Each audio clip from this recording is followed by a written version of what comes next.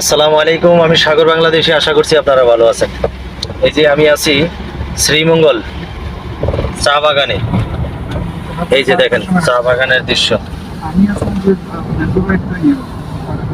এখানে পাহাড়ের উপরে আছে বাগান, এখানে আবার কলা বাগান।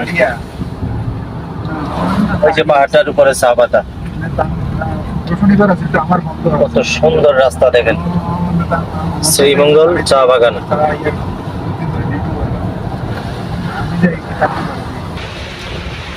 খুবই বৃষ্টি হইতেছে।